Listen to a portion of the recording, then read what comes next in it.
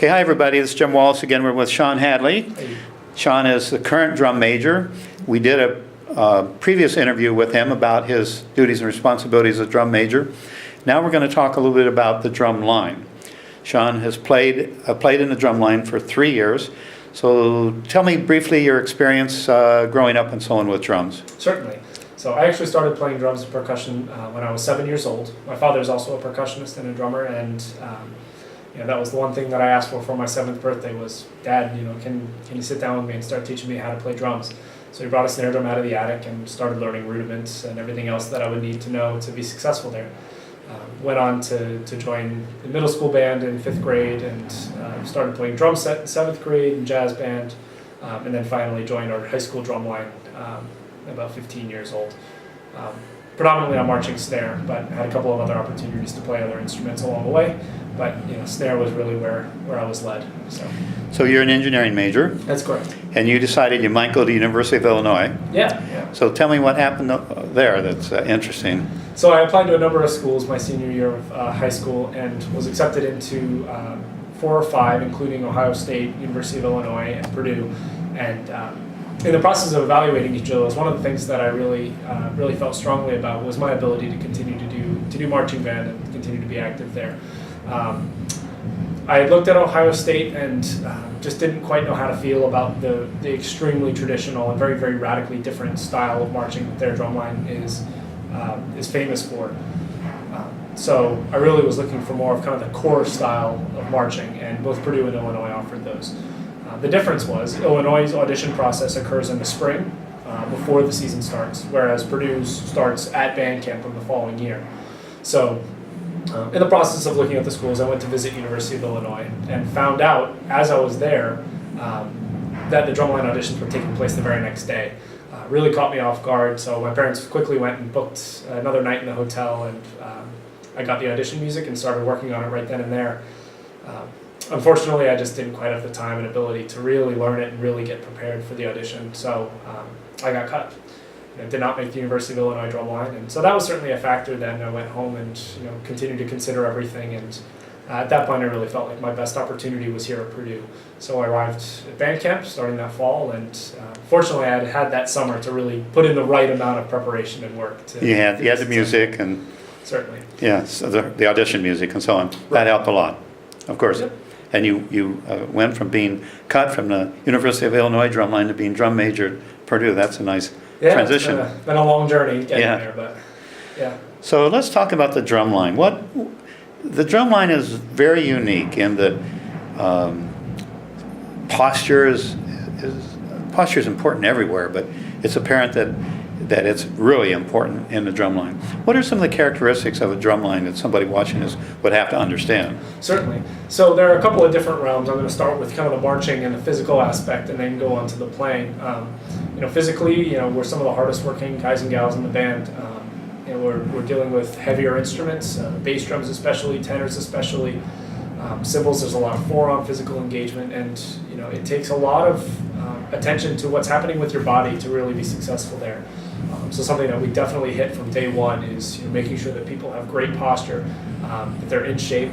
That's huge, is making sure that their body is able to really handle what we're going to throw at them, especially once we start doing drill, if there's any choreography that we work in. It's just such an active and engaging thing that it's something we really have to focus on. And then on the other side with the playing, we work really hard. We are a non-competitive activity, college marching band. It's not really about the competition, it's about the performance and the entertainment.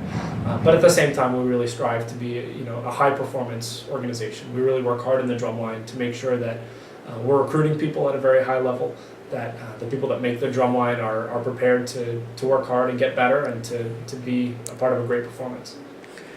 It seems to me, as a casual observer, if I look at a drumline, it seems like there's more males than females, and that partly would be probably because of the physical necessities of carrying these heavy instruments. It is. There's a lot of bodily demand that comes along with it, and there are certainly a vast number of women who have been successful within drumlines, but it does take a different approach and a different attitude.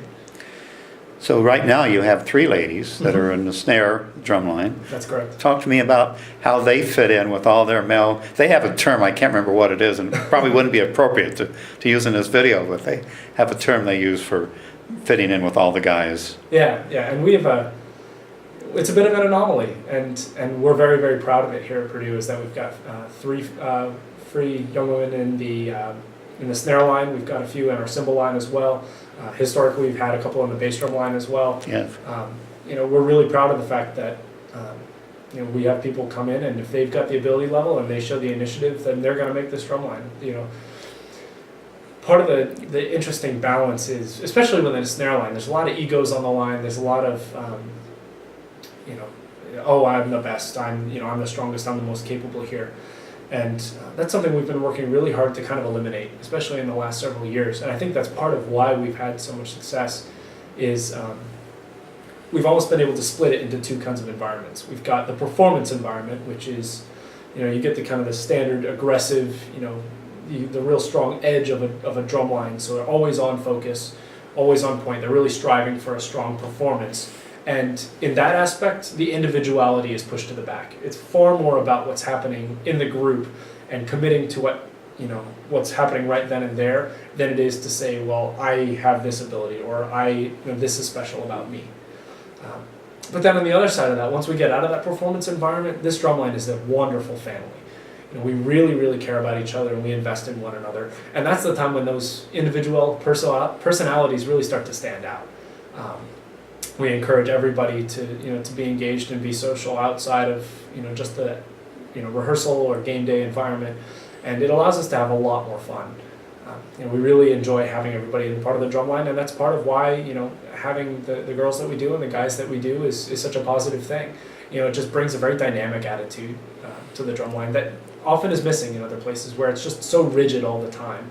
You miss out on getting to know those people.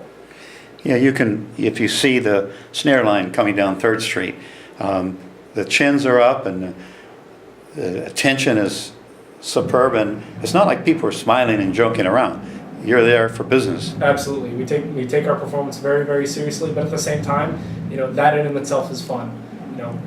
You can't ever think, looking at our drumline, especially once we get in the stands on a game day, you start watching them, they're having a blast. Sure. They love being around each other, they love being a part of this activity, and we want to support that as much as we can. We might mention also that unlike other wind instruments, for example, you have to memorize all your music. Absolutely. Every week there's a new football game and a new halftime show. The instruments can look at the music, you have to have it memorized. Yeah, and part of that's just the challenge of the instrument. There's not really a good place to tape music onto something. It's just something that we really pride ourselves in, is being prepared every single week to memorize our music. It's definitely a challenge. There's 5 or 6 new pieces thrown at you every single week that you've got to be ready for and be able to march and play. On top of that, we have all of our cadences and everything that we do daily going down the street to and from rehearsal, all of the stands tunes that we have memorized. It's quite the catalog, and it gets bigger and bigger as the season progresses, as you have to retain everything from previous games. We could call that up at any time. So it just, you build this massive catalog over the course of the year. And I think that's really what starts to set people apart, especially as they go through the audition process. We do a good job of providing all of our standard audition material, all of the cadences, all of the pregame music before the start of the season. It's all on our drumline website, and people can prepare that and come in ready to go. But another thing that we definitely assess is how is the learning curve going to be? How quickly are you going to be able to pick up a piece of music, be able to play it, not only for the notes and rhythms as they're written, but also all the dynamics, all the shaping. When you're dealing with an ensemble of this size, that can be very important. Having an understanding of the music and what's going on in a very, very short period of time is absolutely crucial to being successful. So early on, especially during band camp, we'll start learning that first week's show. We'll start learning some stands music that they didn't have in advance, to start to gauge to see how people respond to that. If people are really struggling to learn, that's an indicator for us. And if people pick it up quickly and they're really positive about it and they go for it, then that says something to us as well. So tell me, and we'll wrap this up.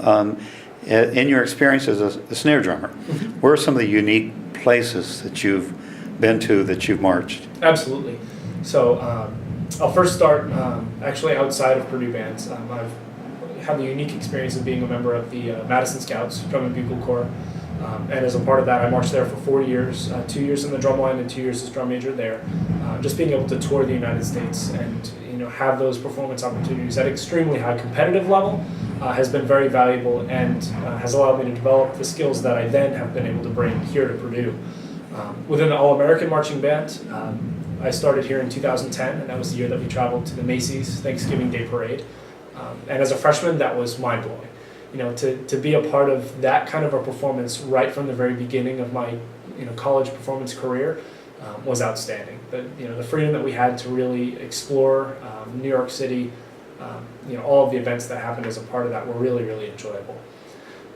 And then the 2 following years, we had 2 consecutive bowl trips, once to Detroit and once to Dallas. Detroit was phenomenal, brought home a win.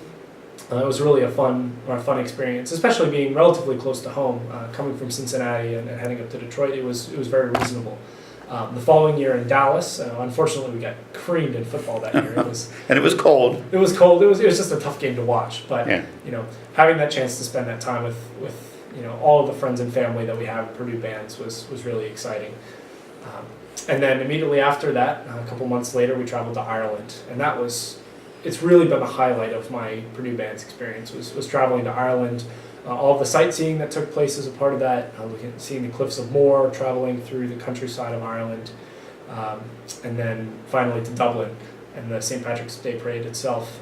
Huge festivities. We got to walk around and explore Dublin the night or two before and really see what it's all about. We have our own interpretation in the U.S. and what that looks like, but really seeing it at the heart of it all. That was really, really thrilling. And then marching right through it on the actual parade day was unbelievable. The streets are packed, people are right up against the edge of the parade, and being able to capitalize there on our tradition of being extremely entertaining and really connecting with our audience, it spoke volumes on that day. It was a phenomenal day. Absolutely. The band was covered in national and international television. I think we had something like 4 minutes of national TV, or international TV coverage.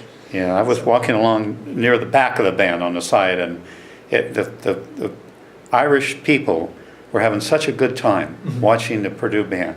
It was just phenomenal. Yeah, for a day of such enormous celebration, it's a day that's famous for the level of engagement and interpersonal celebration. And I'm so glad that we were able to be a part of contributing to that atmosphere. So there's probably 2 major parades seriously in the world. One of them's Macy's Thanksgiving, the other one's the St. Patrick's Day Parade. You marched in both. Absolutely. That's I don't necessarily consider it an achievement. It's a product of me being in the right place at the right time. But I certainly wouldn't trade those experiences for the world. They've been phenomenal travel opportunities, phenomenal performance opportunities, things that even in the drum corps world you just don't get to experience every day. It's a different environment. You get the competition side and the touring side, and traveling from city to city, and then you get something like this where you're performing for a home crowd, every other weekend or every weekend, and seeing the investment that those people have in the band here is unbelievable.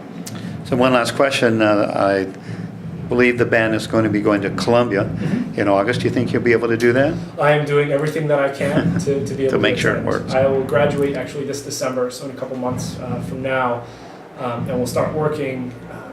I got a couple of offers on the table that I'm still evaluating, but we'll likely start working in June. So it'll be a little touch and go with vacation time, but I'm really pushing to be able to attend that. Well, let's hope you can do that. Certainly. All right, thanks, Sean, for your time. You have a nice day. Absolutely. It's been Take great care. talking with Bye. you.